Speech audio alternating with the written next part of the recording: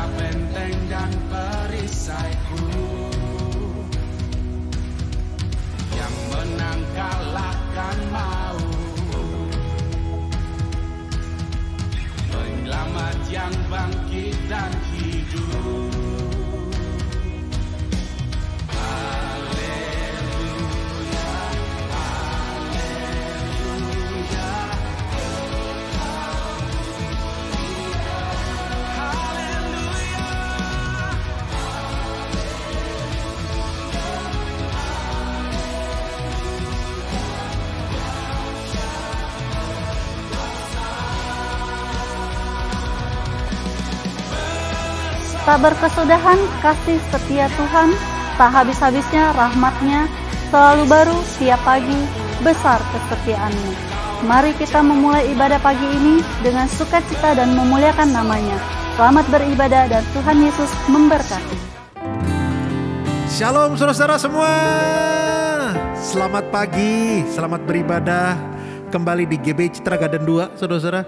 Bersyukur kepada Tuhan kalau kita semua hari ini bisa beribadah, saudara-saudara. Saya percaya saudara-saudara keadaan yang baik, ya, semua dalam keadaan yang sehat. Walaupun di sini ada yang sakit, saya berdoa supaya Tuhan memberikan kesembuhan oleh bilur-bilurnya. Kita akan menjadi kuat dan semakin pulih secepatnya. Amin, saudara-saudara. Saya tahu kita nggak bisa bergabung satu tempat seperti beberapa minggu yang lalu, saudara-saudara. Tetapi beda tempatnya kita tidak akan membatasi kuasa Tuhan yang hadir bersama-sama dengan kita pada hari ini. Kita mau all out memuji Tuhan dan kita mau berikan terbaik buat Tuhan. Sebelum kita berdoa dulu, Bapa, kami mengucap syukur atas kebaikan Tuhan. Kalau sampai pada hari ini kami masih bisa survive, kami masih bisa merasakan anugerah dan sukacita daripada Tuhan. Kami percaya semua karena kebaikan Tuhan aja. Kalau sebentar kami akan memuji Tuhan dan mendengar firman Tuhan. Tuhan yang tutup bungkus kami dengan kuasa Roh Kudus-Mu supaya kami bisa tetap fokus dan menangkap message Tuhan hari ini apa, dan kami bisa mengaplikasikannya di kehidupan kami sehari-hari. Kami siap memuji Tuhan. Kami janji sama Tuhan hari ini semuanya tentang Tuhan dan kemuliaan cuma buat Tuhan saja. Setiap jemaat yang siap memuji Tuhan sama-sama katakan amin. Come on bro, 1, 2, 3, 4.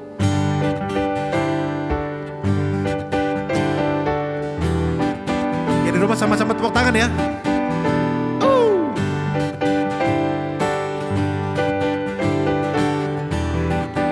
Sama-sama katakan, jangan lelah bekerja di ladangnya Tuhan. Roh Kudus yang beri kekuatan, yang mengajar dan menopang. Tiada lelah bekerja bersamamu Tuhan, yes, yang selalu mencukupkan atas segalanya. Katakan, ratakan tanah bergelombang, tindutlah tanah yang berlubang, menjadi siap dibangun di atas dasar iman. Ratakan tanah bergelombang, timbunlah tanah yang berlubang, menjadi siap dibangun di atas dasar iman.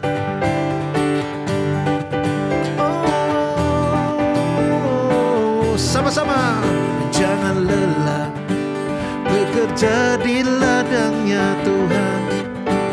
Roh Kudus yang beri kekuatan, yang mengajar dan menopang. Tiada lelah bekerja bersamamu Tuhan, yang selalu mencukupkan akan segalanya. Sama-sama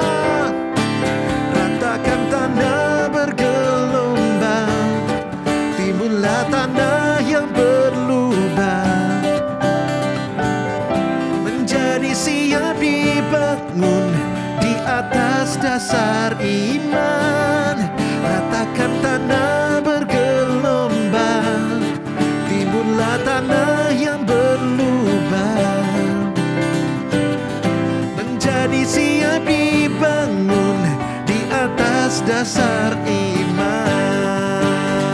Oh, ratakan tanah bergelombang, timbunlah tanah yang berlubang. Oh, menjadi siap dibangun di atas dasar iman. Ratakan tanah bergelombang, timbunlah tanah yang berlubang, menjadi siap dibangun di atas dasar iman. Menjadi siap dibangun, menjadi siap dibangun, menjadi siap dibangun di atas dasar iman.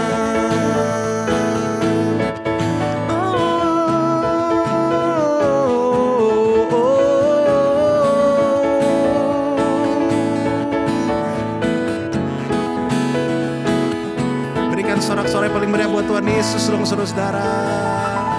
Haleluya, Yesus Tuhan segalanya. Saya sangat terlalu percaya saudara-saudara bahwa kalau sampai hari ini kita masih bisa survive, kalau sampai hari ini kita masih bisa bertahan semua karena kesempatan yang Tuhan berikan, maka itu selama kita bisa bertahan dan survive, yuk kita berusaha melayani Tuhan dan juga melayani sesama. Karena arti dari kata melayani bukan hanya melayani di dalam gereja aja, tetapi kita melayani orang-orang yang memerlukan, saudara-saudara. Saya pernah bilang begini di sebuah konten. Saya punya konten YouTube saya, saudara-saudara. Ya, ada Message of the Day namanya. Saya pernah bilang begini. Kalau sudah diberkati Tuhan, jangan pernah suruh Tuhan berkati orang lain lagi. Kalau kita sudah diberkati Tuhan, jangan nyuruh Tuhan untuk berkati orang lain lagi. Kalau kita sudah diberkati Tuhan, sekarang saatnya kita menjadi berkat bagi orang lain. We are blessed to be a blessing. Kita mesti menjadi berkat bagi banyak orang lagi karena kita sudah terima yang terbaik dari Tuhan. Makanya jangan pernah egois simpan buat diri sendiri, tapi kita mau melayani sesama kita. Kalau kita bilang melayani Tuhan, arti kita mau melayani sesama kita. Because love God, love people. Mengasihi Tuhan, mengasihi sesama. Yuk mari sama-sama, saudara. Kita mau melayani Tuhan Raja segala Raja. Terima kasih. Thank you Jesus. Hidup ini adalah kesempatan. Hidup ini untuk melayani Tuhan. Jangan sia-siakan waktu yang Tuhan beri. Hidup ini harus jadi berkat. Amin, saudara-saudara, katakan sama-sama. Hidup ini adalah kesempatan. Yes, hidup ini untuk melayani Tuhan. Jangan sia-siakan waktu yang Tuhan beri. Hidup ini harus jadi berkat. Sama-sama. Oh Tuhan, pakailah hidupku selagi aku masih kuat. Bila saatnya nanti ku tak berdaya lagi, hidup ini sudah jadi berkat. Sama-sama, come on. Hidup ini adalah kesempatan. Hidup ini untuk melayani Tuhan. Jangan sia-siakan waktu yang Tuhan beri. Hidup ini harus jadi berkat. kuat. Semua. Oh Tuhan, pakailah hidupku selagi aku masih kuat. Bila saatnya nanti ku tak berdaya lagi, hidup ini sudah jadi berkat. Oh Tuhan, pakailah hidupku selagi aku masih kuat. Bila saatnya nanti ku tak berdaya lagi, hidup ini sudah jadi berkat. Bila saatnya nanti ku tak berdaya lagi, hidup ini sudah jadi berkat. Yuk kita mau janji sama Tuhan. Bila saatnya nanti ku tak berdaya lagi, hidup ini sudah jadi berkat. Kami mau jadi berkat Tuhan oleh sekeliling kami, keluarga kami, saudara kami, tetangga kami, lingkungan kami. Karena kami mau berikan terbaik buat Tuhan. Enggak hanya mikirin diri kami, enggak hanya mikirin tentang sendiri, tetapi kami mau berbagi. Karena untuk kami mengasihi Tuhan, arti kami harus mengasihi sesama. Karena itulah yang Tuhan contohkan kepada kami. Engkau gak egois, engkau turun ke dalam dunia, mati buat kami semua, karena kau mikirin kami. Kalau kita menjadi pengikut Kristus, saudara, mari kita berikan terbaik buat Tuhan. Lakukan yang terbaik, segenap hati kita, seperti untuk Tuhan. Kolose 3:23 bilang, lakukanlah segala sesuatu dengan segenap hati, seperti untuk Tuhan, bukan untuk manusia. Kita mau excellent sama-sama dengan Tuhan. Kasih yang terbaik hanya buat Tuhan Yesus. Amin. Ku beri yang terbaik bagimu, yes, that's right. Ku relakan segalanya, yang terbaik bagimu. Segenap hatiku dan segenap jiwaku. Lebih lagi GBC Tragadan 2, sama-sama, come on.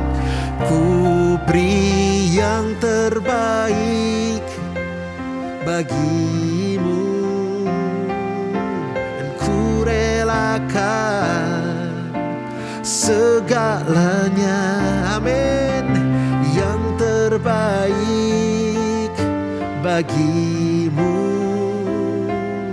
segenap hatiku dan segenap jiwaku. Angkat tanganmu sama-sama, lebih lagi, come on. Ku beri yang terbaik bagimu, ku relakan segalanya, dan yang terbaik bagimu, segenap hatiku dan segenap jiwaku. Segenap hatiku dan segenap jiwaku.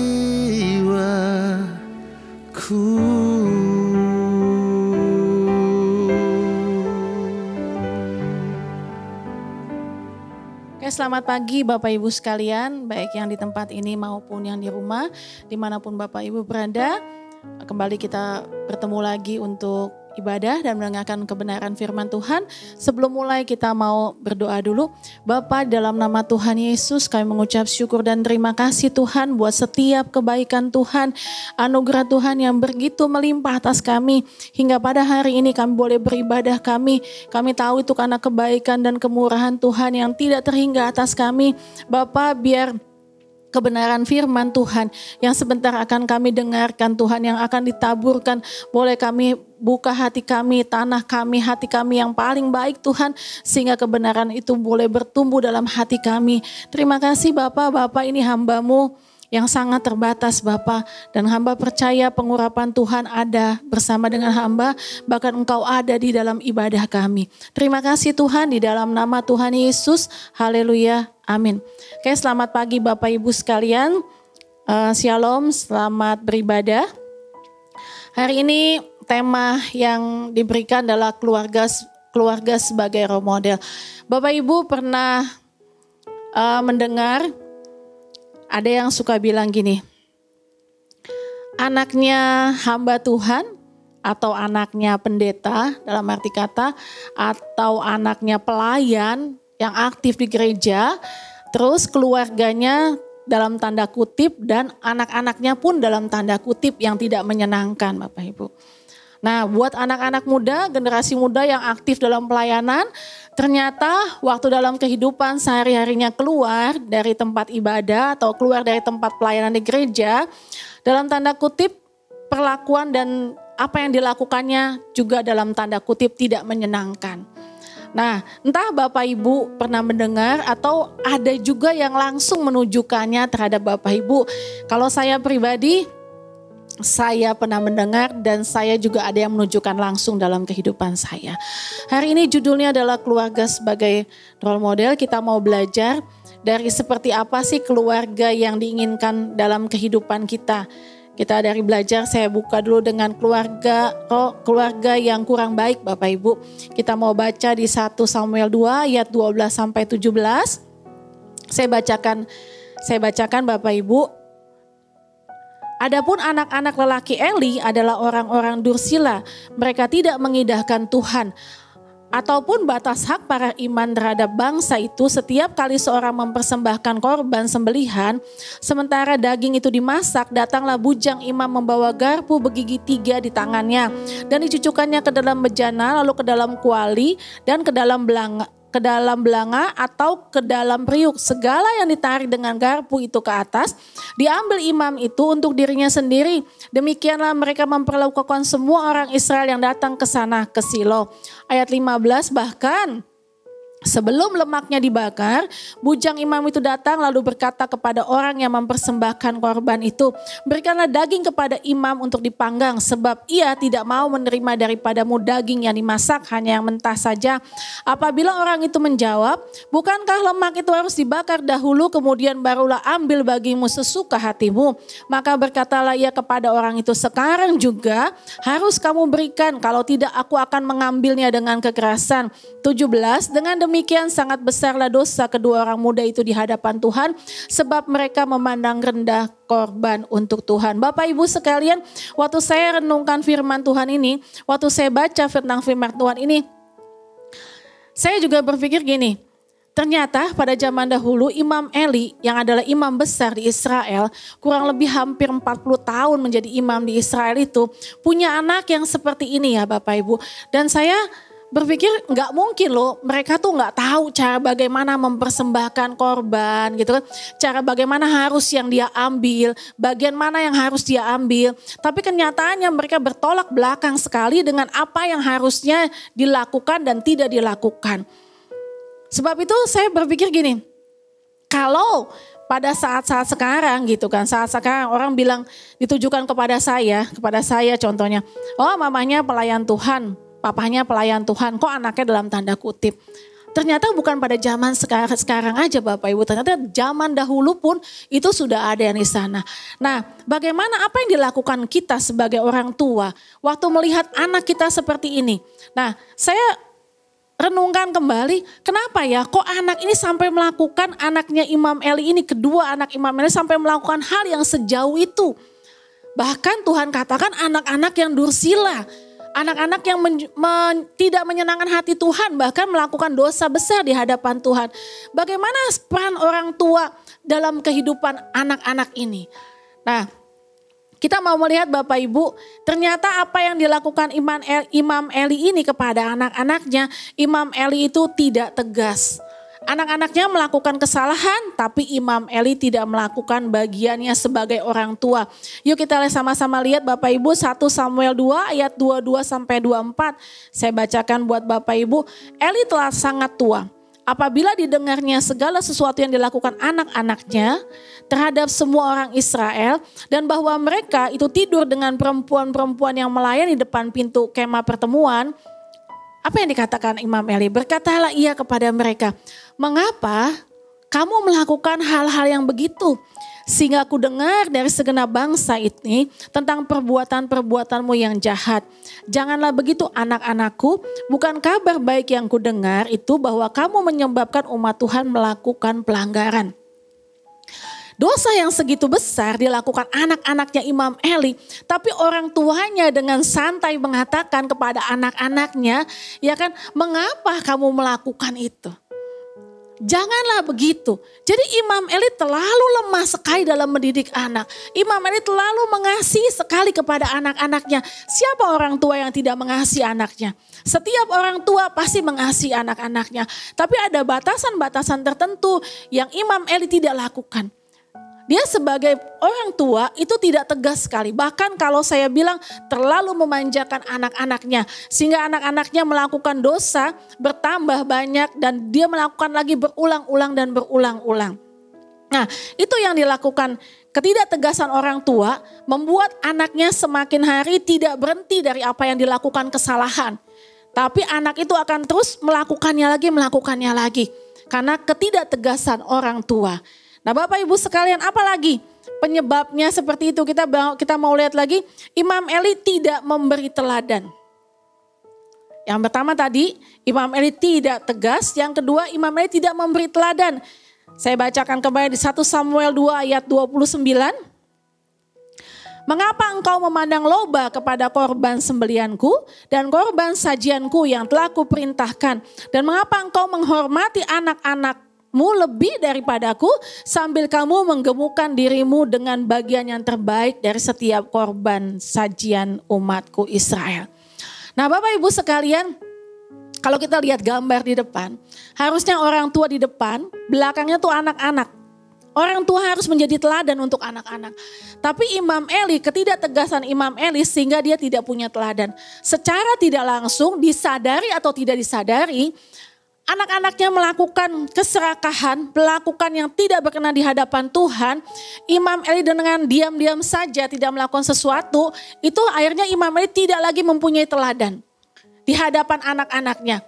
Bahkan yang tadi saya bilang, tidak tanpa disadari Imam Eli atau disadari Imam Eli juga ikut dalam bagian melakukan kejahatan di hadapan Tuhan. Kenapa saya bilang itu? Kita mau lihat, mengapa engkau memandang loba kepada sembelihanku? Jadi Imam Eli ternyata juga tanpa dia sadari dia juga serakah. Dia tenang-tenang aja anaknya mengambil persembahan itu, dan Imam Eli juga ikut ambil bagian di situ. Dan Bapak Ibu sekalian, waktu anak-anaknya Imam Eli melakukan kesalahan gini, biasanya Bapak Ibu, kita tahu nih anak-anak kita melakukan kesalahan. Atau kita melakukan kesalahan. Ada hati nurani kita yang berbicara. Tapi waktu zaman dahulu Tuhan tuh baik sekali. Dia kirim kemana? Ke Imam Eli, abdi Allah. Nanti Bapak Ibu bisa baca di atasnya. Abdi Allah itu mengatakan kepada Imam Eli. Nubuatan kepada Imam Eli seperti ini. Dia mengatakan Imam Eli menjadi serakah. Imam Eli lebih menghormati anak-anaknya daripada Tuhan. Bahkan Imam Eli dengan tenang-tenang sambil menggembungkan dirinya. Jadi Imam Eli tidak punya teladan lagi yang harus diteladani anaknya. Karena secara tidak langsung Imam Eli juga jatuh masuk dalam kesalahan yang diperbuat anak-anaknya. Nah Bapak Ibu sekalian, Bapak Ibu itu yang tadi saya bilang Imam Eli sudah ditegur, Tuhan sudah mengirim abdi Allah kepada dia. Waktu berapa hari yang lalu sebelum 2 seminggu yang lalu, saya sempat diskusi sama Ibu Agusin, saya bilang gini sama Ibu Gembala, Bu, kenapa ya Imam Eli tidak melakukan hal yang untuk mendisiplin anaknya? Saya katakan gitu kepada Ibu Agustin. Berbeda dengan Ayub. Ayub waktu anak-anaknya melakukan kesalahan, Ayub itu meminta maaf kepada Tuhan supaya mengampuni anak-anaknya gitu. Padahal Ayub tidak ikut dalam kesalahan. Tapi Imam Eli, dia tahu anaknya melakukan kesalahan dan dia secara nggak langsung dia ikut juga dalam masalah yang seperti itu. Nah, apa yang dijadikan tadi yang tidak adanya teladan? Nah, satu yang pertama tadi, Tuhan sudah mengirim abdinya untuk abdi Allah untuk ngasih tahu kepada Imam Eli. Yang kedua, teladan apa yang tidak bisa dikasih Imam Eli waktu yang sudah sampai tidak adanya teladan? Bapak Ibu pernah dengar tentang kisah Samuel, anaknya Hana yang dititipkan kepada Imam Eli. Kebenaran saya namanya Hana, tapi saya tidak memberi anak saya dengan nama Samuel, Bapak Ibu. Nah, saat itu Samuel dipanggil oleh Tuhan. Samuel berpikir itu adalah Eli yang memanggil dia. Datang kepada dia, Bapak, apakah engkau memanggil aku? Diulang lagi Eli bilang, bukan aku, tidurlah Samuel. Sampai ketiga kali, bahkan sampai keempat kali. Pasti ketiga kali Imam Eli tahu kalau Tuhan yang memanggil Samuel. Imam Eli katakan kepada Samuel, kalau nanti Tuhan berbicara, katakanlah berbicara langsung. Nah, akhirnya Tuhan berbicara kepada Samuel tentang apa? Tentang nubuatan juga tentang Imam Eli. Apa yang akan terjadi kepada Imam Eli dan kepada anak-anaknya Imam Eli. Nah, waktu pagi-pagi Imam Eli katakan kepada Samuel, apa yang dikatakan kepada Tuhan? Eli bilang, janganlah sembunyikan satu patah kata pun apa yang Tuhan katakan kepada Imam Eli. Akhirnya apa? Samuel memberitahukan apa yang dikatakannya. Kita lihat 1 Samuel 3 ayat 13. Sebab telah kuberitahukan kepadanya bahwa aku akan menghukum keluarganya untuk selamanya. Karena dosa yang telah diketahuinya, yakni bahwa anak-anaknya telah menghujat Allah, tetapi ia tidak memarahi mereka. Jadi Imam Eli tetap tenang. Dia tidak mengambil satu langkah pun waktu dia tahu anak-anaknya sudah melakukan kesalahan karena tidak adanya teladan sehingga dia pun tidak bisa memarahinya. Bahkan ayat yang 1 Samuel 3 ayat 18, lalu Samuel memberitahukan semuanya itu kepadanya dengan tidak menyembunyikan sesuatu pun. Kemudian Eli berkata, dia Tuhan biarlah diperbuat apa yang dipandangnya baik. Jadi Imam Eli sampai pada titik dia tidak bisa berbuat apa-apa. Sehingga dia katakan kepada Tuhan, ya sudah, apa yang dipandang Tuhan baik, itu yang diperbuat. Imam Eli sudah tahu sekali resikonya apa yang dia terima. Ini contoh keluarga yang kurang baik Bapak Ibu. Nah Bapak Ibu langsung bilang ke saya gini. Mungkin Bapak Ibu langsung, bagaimana dengan keluarga saya? Apakah keluarga saya sudah menjadi role modelnya juga? Role modelnya Tuhan di dalam dunia ini sehingga di dalam keluarga saya orang bisa melihat Kristus ada dalam kehidupan saya. Bagaimana dengan anak-anak saya? Apakah anak-anak kami sudah menjadi modelnya juga Tuhan sehingga menjadi panutan, menjadi berkat untuk banyak orang lain? Bapak Ibu, saya bertumbuh dengan tidak adanya teladan. Kalau saya bilang tidak adanya teladan dalam arti kata tidak ada teladan yang ada berapa teladan tapi ada berapa teladan. Bukan tidak ada semuanya. Tidak maksud menjelekan orang tua saya walau bagaimanapun dia punya yang baik. Tapi ini saya akan keluarkan sisi yang tidak baiknya dulu. Papa mama saya seusia saya kurang lebih 7-8 tahun mereka sudah pisah. Jadi semenjak kecil saya tidak tinggal sama mereka sehingga hidup saya tidak adanya teladan. Saya hidup berpindah-pindah dari satu tempat ke satu tempat. Saya tinggal nanti sama nenek saya tinggal nanti sama tante saya harus bekerja segala hal. Jadi tidak adanya sesuatu teladan dari orang tua yang saya lihat dalam sisi pernikahan mereka. Nah waktu saya bertumbuh seperti itu, saya melihat sisi yang tidak baik dari orang tua saya. Kalau contoh misalnya, kalau mama saya dulu marah sama saya, misalnya saya pas tinggal sama mama saya, ada mama saya marah. Mama saya itu kalau mukul saya marah itu, dia akan cubit saya. Dia akan cubit paha saya. Dia akan pelintir paha saya. Nah kalau papa saya dia pukul, dia akan pukul dengan apa yang ada ya. Ada ban pinggang, dia akan pukul saya dengan ban pinggang. Tapi itu dua sisi. Mama saya tidak pukul tangan tapi cubit paha, papa saya pukul tapi pakai ban pinggang atau pakai rotan yang ada. Jadinya Bapak Ibu, Yang saya ambil teladan dari mereka itu, saya pukul anak saya bukan hanya cubit seperti mama saya atau pukul seperti papa saya gabungkan antara cubitan mama saya dan pukulan papa saya. Jadi anak-anak saya itu menikmati mendapatkan 2 pukulan kalau waktu mereka melakukan kesalahan. Saya adalah mama, bukan mama yang, saya adalah mama yang diktator. Saya mamah yang cukup keras untuk anak-anak saya. Kalau anak-anak saya melakukan kesalahan yang menurut saya salah, waktu mereka masih kecil, saya akan apa yang ada di saya. Ada gantungan baju ya saya akan pukul dia dengan gantungan baju. Ada rotan ya rotan. Ada tangan saya nggak ada apa, pakai tangan saya bisa cubit, saya bisa cubit. Bagaimana dengan kehidupan anak-anak saya bertumbuhnya Bapak Ibu? Nah hari ini kami punya 3 anak. Yang hari ini ada yang besar, ada yang nomor 2. Dan kami punya 3 anak dan saya sempat nanya seminggu lalu kalau nggak salah sama anak yang masih nomor 2, saya tanya, di antara anak mama siapa yang paling banyak kena pukulan? Anak saya bilang gini, ya akulah katanya gitu. Nah Bapak Ibu hari ini saya mau panggilkan anak saya, bagaimana dia menyelesaikan apa yang ada di hatinya dia, mempunyai orang tua yang menurut dia pasti saya tidak jadi teladan.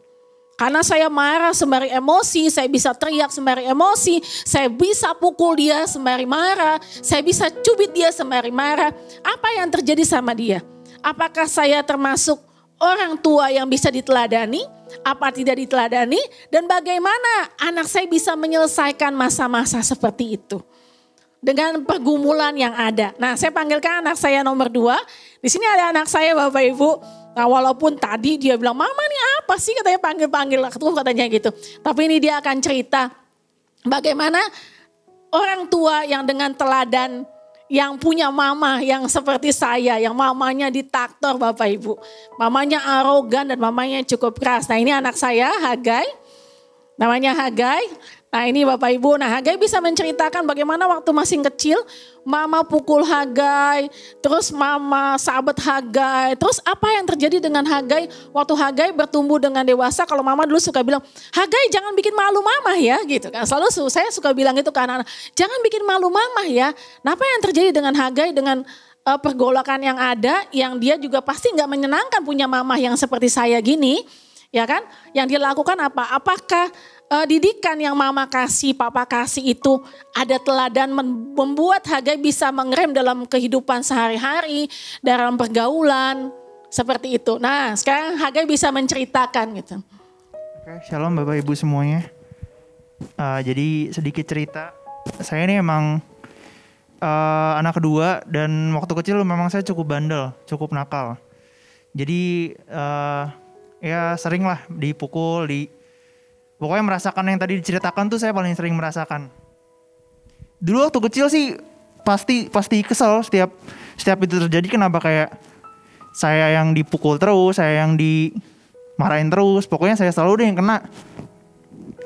Dan itu sempat bikin ya adalah dendam. Kenapa sih mama selalu pukul saya? Kenapa sih mama selalu main tangan, selalu cubit, selalu marahin saya? Tapi ya waktu itu adalah momen konsiliasi, ngobrol sama mama, tatap muka. Tapi itu udah gak pas kecil, pas udah lebih gede lah. Dan ternyata memang walaupun gak enak didikannya, banyak larangan lah. Bayangin aja saya umur 23 tahun gini tapi saya jam malam gitu. Saya masih harus pulang jam 10. Bahkan Cinderella pun jam 12 gitu. Jadi kayak banyak lah hal-hal yang menurut saya nggak bisa diterima gitu di zaman sekarang. Tapi didikan yang mama kasih ke saya bikin saya tuh jadi bisa ngerem lah dalam hal-hal yang mungkin banyak dilakukan remaja-remaja sekarang gitu. Kalau misalnya di waktu itu saya sadar kalau misalnya mama nggak sekeras itu sama saya, mungkin saya bakal lebih nakal dari yang seharusnya. Jadi walaupun nggak enak, tapi saya tetap sadar itu orang tua tetap pasti mau yang terbaik buat anak-anaknya. Oke, thank you Hagai. Nah Bapak Ibu sekalian, itu yang diceritakan Hagai. Bagaimana dia menyelesaikan konfliknya dengan saya. Dan Bapak Ibu saya teringat waktu itu ada anak saya yang nomor 1. Waktu itu saya ingat Camp Abi. Camp Abi itu di Bandung. Waktu itu kalau gak salah anak saya sekitar umurnya SD mungkin 8 atau 9 tahun. Waktu itu ada camp. Terus yang pembicaranya bilang gini ke saya. Itu namanya Jeva, dia bilang itu Jeva itu nangis, itu sesinya sesi hati Bapak. Biasanya kebanyakan kalau sesi hati Bapak itu pasti nangisnya tentang papahnya. Ya kan, pasti dia teriaknya tentang papahnya. Tapi anak saya yang pertama ini nangisnya nggak teriak papa, Bapak Ibu. Dia nangisnya teriaknya mama gitu. Sebegitu lukanya, sebegitu banyaknya perlakuan saya kepada anak-anak saya. Dan tadi memang benar, anak saya bilang, saya memang sampai sekarang pun dari mereka kecil ya kan, saya sudah kasih tahu kalau mau pergi harus jam 10 harus sudah pulang. Walaupun saya tahu anak-anak saya perginya bertiga, tiga-tiganya perginya bareng, kokohnya sama dedeknya. Tapi saya tetap memperlakukan jam malam yang tadi anak saya bilang itu jam 10 mesti ada di rumah. Gitu. Kalau mereka misalnya telat, sebelum jam 10 mereka akan telepon kami. Kalau nggak saya ke papahnya atau di grup, kasih tahu maksudnya ini pulang rada telat karena ada sesuatu atau jalanan macet. Itu sampai sekarang masih berlaku Bapak Ibu sekalian. Karena apa? Kalau anak-anak kami belum pulang, itu salah satu dari kami itu belum tidur. Baik saya belum tidur atau papanya sudah tidur. Atau kadang-kadang udah tidur kita bisa bangun lagi lihat anak kita udah pulang belum. Anak kami sudah pulang apa belum.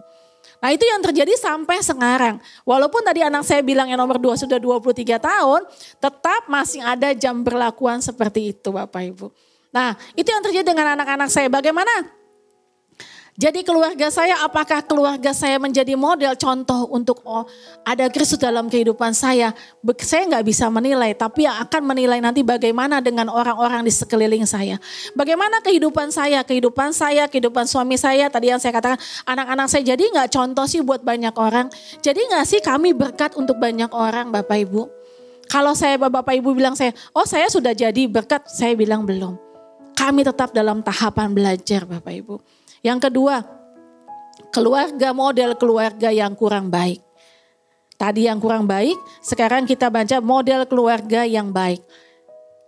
Nah, kita buka di 2 Timotius 1 ayat yang ke-2 Timotius 1 ayat saya bacakan untuk Bapak Ibu. Sebab aku teringat akan imanmu yang tulus ikhlas, yaitu iman yang pertama-tama hidup di dalam nenekmu Louis dan di dalam ibumu Eunike yang aku yakini hidup juga di dalam dirimu. Bapak Ibu sekalian, waktu saya baca tentang Timotius ini adalah pemuda yang luar biasa kalau menurut saya. Karena apa? Karena sampai Rasul Paulus katakan kalau Timotius punya iman yang tulus ikhlas.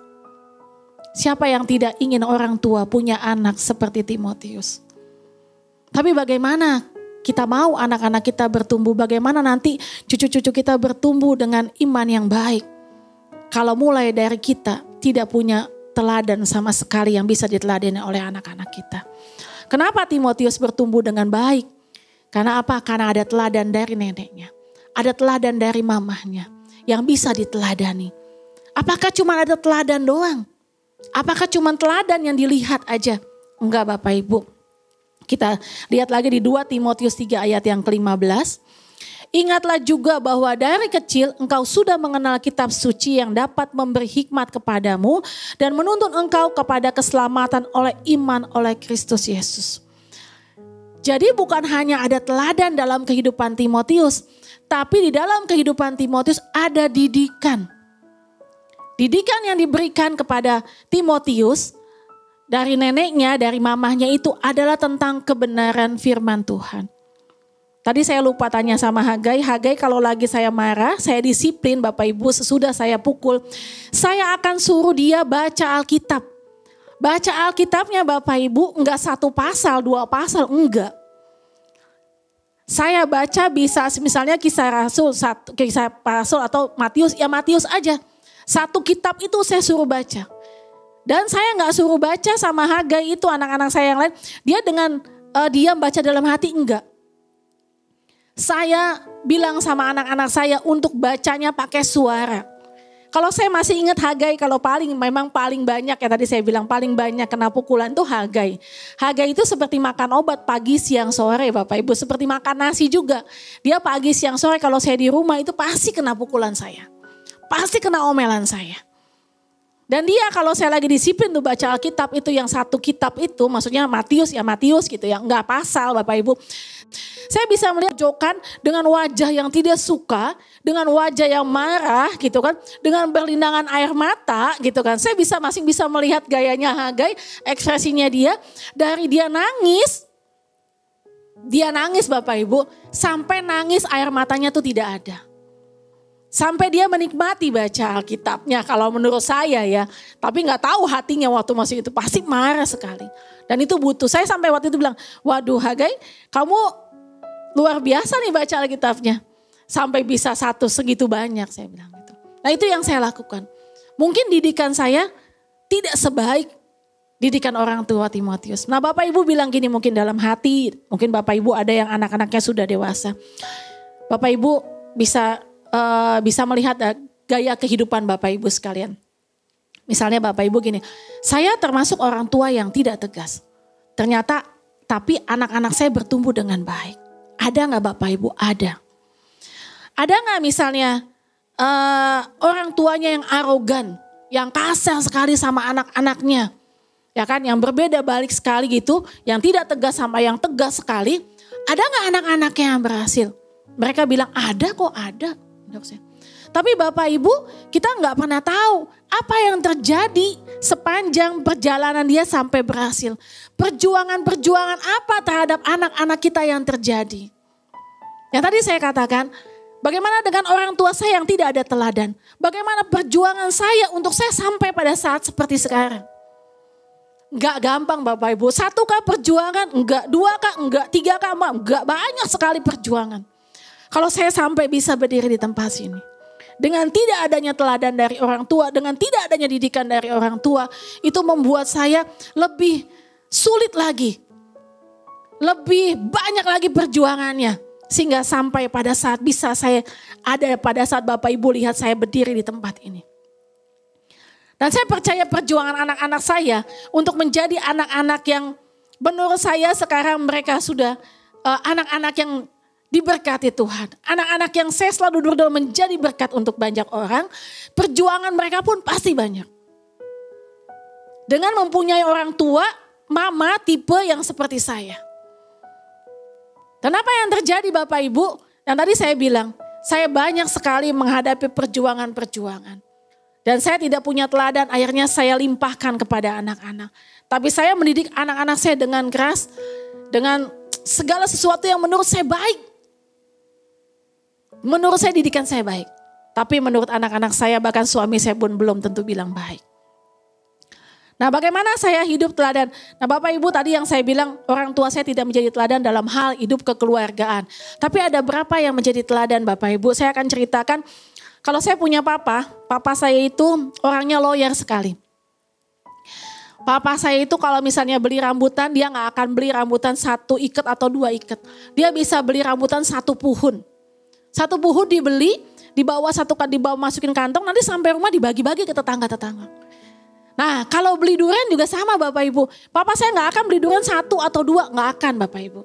Dia akan beli banyak sekali, nanti sampai rumah juga dibagi-bagi. Nah papa saya tidak pernah mengajar pada saya untuk jadi orang yang murah hati.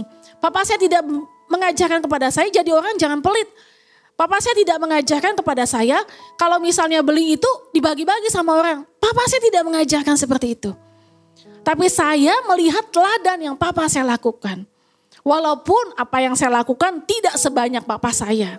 Papa saya bisa uang yang pas-pasan, ada orang sakit atau ada orang datang pinjam uang gitu kan. Papa saya itu akan memberi. Walaupun papa saya gak mikir nih besok dia ada uang apa enggak. Beda sama saya belum tentu Bapak Ibu. Kalau Bapak Ibu minta pinjam pas saya uangnya pas-pasan, saya gak akan kasih semua gitu. Nah itu beda, tapi minimal apa yang papa saya lakukan, saya tuh bisa ikutin Bapak Ibu. Kalau anak-anak saya bilang, kalau mama beli makanan segala banyak, terus kadang-kadang beli aja nanti bisa dikasih-kasih ke teman-teman. Itu membuat saya tanpa saya sadari saya mengikuti teladan papa saya. Dan papa saya tidak pernah mendidik seperti itu. Tapi saya teladan yang ada. Itu yang bagusnya dari orang tua saya Bapak Ibu. Nah hari ini kita sudah belajar dua sisi. Satu keluarga yang kurang baik, satu keluarga yang baik. Kalau saya bilang bukan kurang baik. Keluarga yang dalam tanda kutip tidak baik Bapak Ibu. Nah, tapi dari satu sisi keluarga yang baik. Apa yang kita lakukan sebagai orang tua? Apakah kita mau tenap diam waktu kebenaran firman Tuhan yang sudah ada? Apakah kita mau merubahnya Bapak Ibu? Nah, buat anak-anak muda, generasi-generasi muda, mungkin pernah bilang gini dalam hati. Ya seperti yang Tante bilang, saya tidak punya figur orang tua.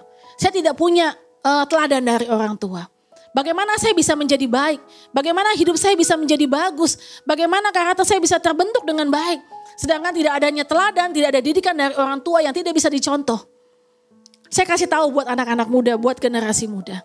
Mungkin akan banyak pengorbanan-pengorbanan. Tapi hari ini kebenaran firman Tuhan ada di tangan kita sekalian. Benih yang ada, mau kita pilih menjadi yang baik apa yang tidak baik. Benih firman Tuhan itu ada di tangan kita. Hari ini Bapak Ibu sekalian, generasi muda, anak-anak muda sekalian. Benih itu ada di tangan kita semua. Apakah kita mau melakukan satu perubahan? Benih yang ada sekarang, kebenaran firman ada di tangan kita ini. Mau kita terima saja?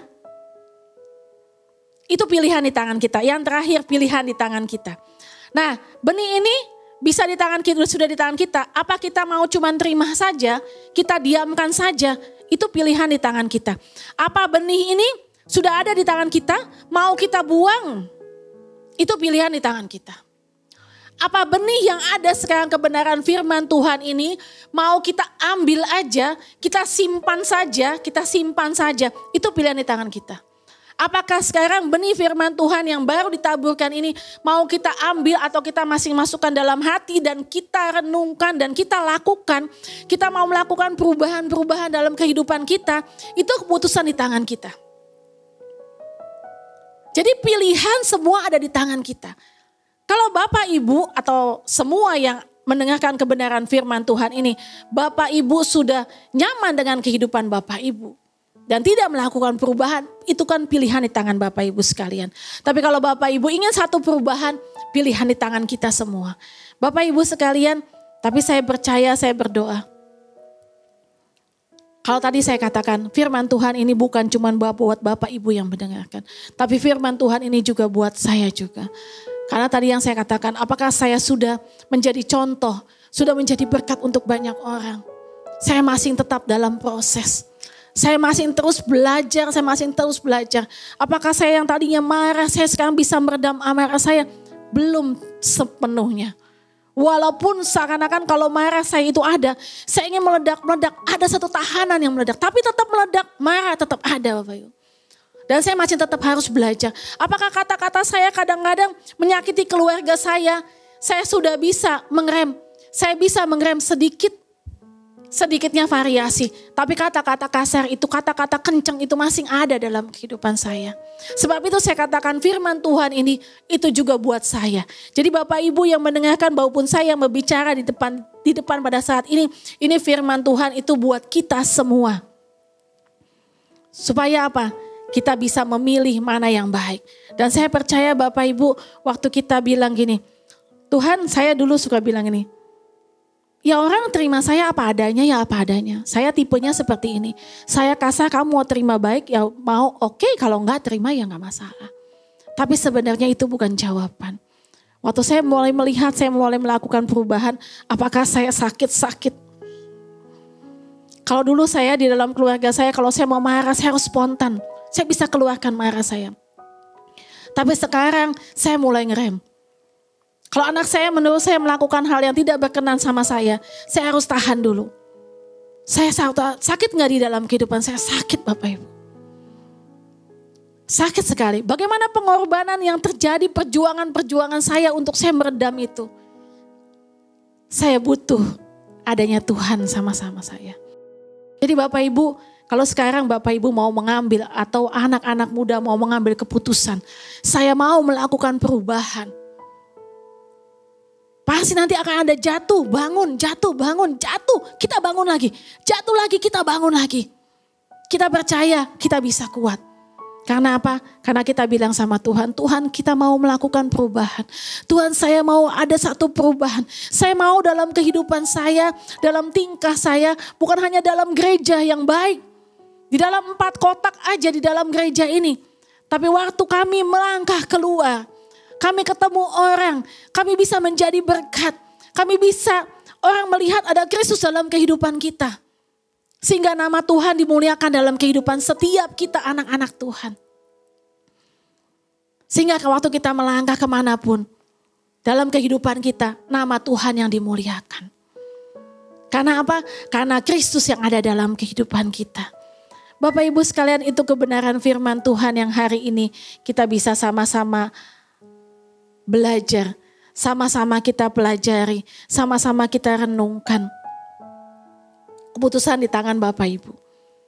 Sekalian semuanya, dan saya percaya keputusan saya, keputusan Bapak Ibu, kita mau adakan satu perbedaan. Hari demi hari, satu perbedaan yang semakin hari semakin berbeda. Semakin hari semakin berbeda. Dan kita percaya kita semakin hari semakin menyenangkan hati Tuhan. Bapak Ibu, itu kebenaran firman Tuhan. Dan kita mau tutup firman Tuhan. Yuk pemusik bisa tampil ke depan.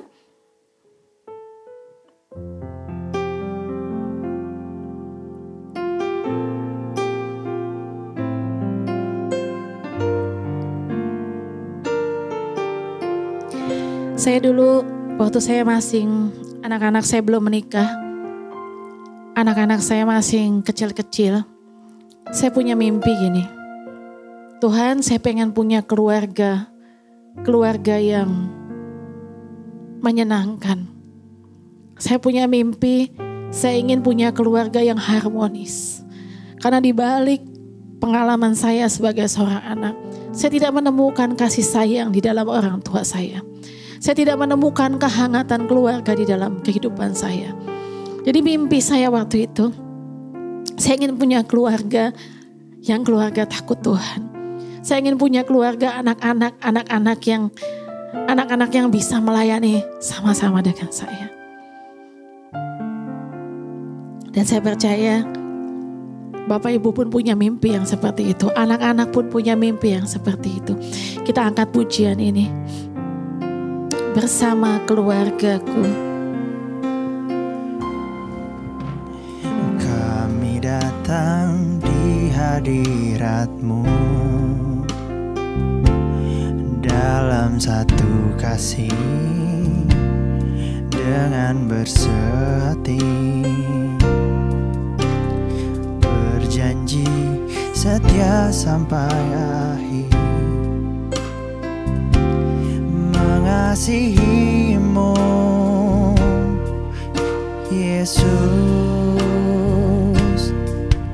Bersama keluargaku melayani Tuhan, bersatu selamanya mengasihi Engkau. Tiada yang dapat melebihi kasih-Mu ya Tuhan. Bagi kami Engkau segalanya. Gelombang badai hidup coba menghalangi, namun kuasa Tuhan buka jalan kami.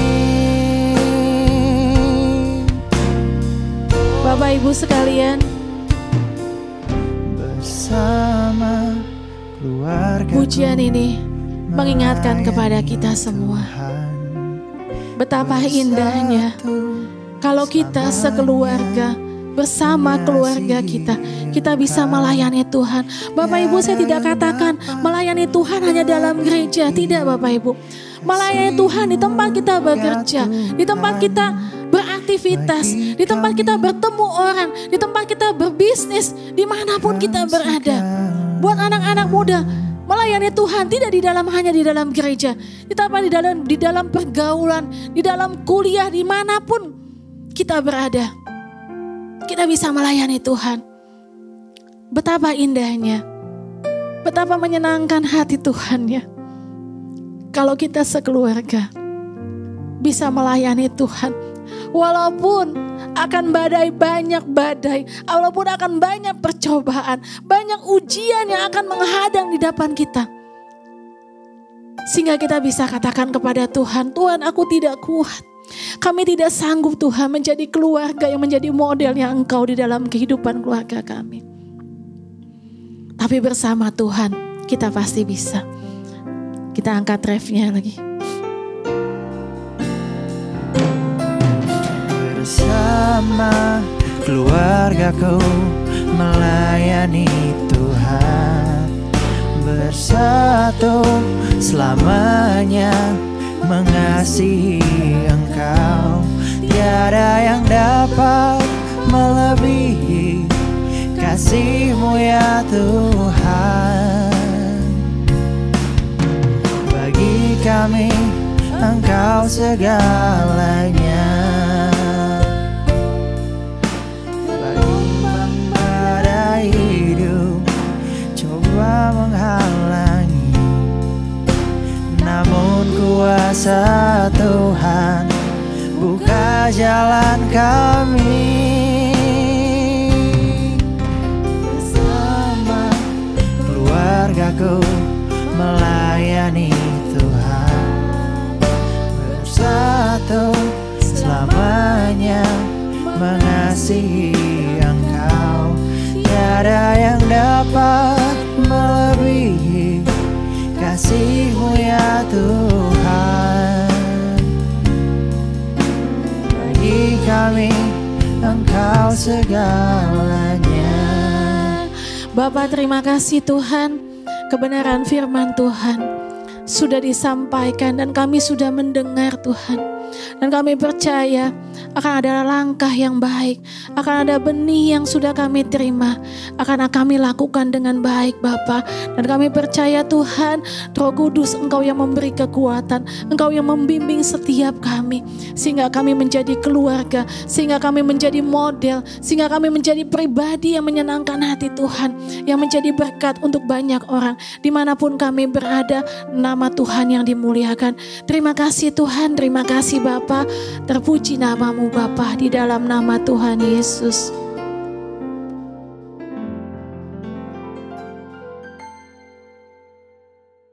Puji Tuhan, Bapak Ibu, Saudaraku yang dikasihi oleh Tuhan, kita telah dengar kebenaran firman Tuhan. Dan terima kasih Ibu Pendeta Pembantu Hana Mardianto yang telah menyampaikan isi hati Tuhan pada pagi hari ini. Dan kita tahu bahwa bulan ini adalah bagaimana kita memiliki roh yang excellent di keluarga. Dan pagi hari ini kita diberkati bagaimana keluarga jadi role model. Dan ada contoh role model yang tidak baik dan ada role model yang baik. Kita bersyukur kepada Tuhan. Tentu saja kita tidak mau seperti role model yang dicontohkan oleh Imam Eli. Ya, Imam Eli tidak mendidik anak-anaknya, tidak tegas dan tidak menjadi teladan dalam kehidupannya.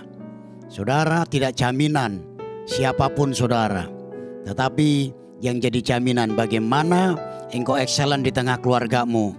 Engkau bisa lembut sekaligus tegas di tengah keluargamu dan engkau menjadi teladan seperti saudara neneknya Timotius, Lois dan ibunya Eunike yang mewariskan iman yang luar biasa, mendidik anaknya yaitu Timotius menjadi orang yang luar biasa. Saya rindu saudara dan saudara juga rindu anak-anakmu menjadi anak-anak yang luar biasa. Puji Tuhan, sekali lagi terima kasih Ibu Hana yang telah menyampaikan isi hati Tuhan pada pagi hari ini. Mari kita akhiri ibadah kita pada pagi hari ini. Kita angkat dua belah tangan kita, seraya kita mengarahkan hati kita kepada Tuhan. Dan biarlah pagi hari ini Tuhan selalu menuntun langkah hidupmu. Engkau menjadi keluarga ilahi, di mana engkau memberikan teladan di tengah-tengah keluargamu. Anak-anakmu seperti pohon zaitun di sekeliling mejamu. Dan engkau suami istri diberkati Tuhan dengan luar biasa. Dan biarlah damai sejahtera dari Bapa Surgawi, kasih karunia dari Tuhan kita Yesus Kristus, tuntunan penyertaan kuasa Roh Kudus turun berlimpah-limpah atas hidup saudara dari sekarang sampai selama-lamanya. Dalam nama Yesus yang percaya diberkati berkata, amin, amin, amin. Puji Tuhan, selamat pagi, selamat hari Minggu, selamat menikmati saudara berada di rumah bersama dengan keluarga. Haleluya, puji Tuhan. Tanda bergelombang, timbullah tanda yang berlubang, menjadi siap dibangun di atas dasar iman. Ratakan tanda bergelombang, timbullah tanda yang berlubang, menjadi siap dibangun di atas dasar iman. Oh, ratakan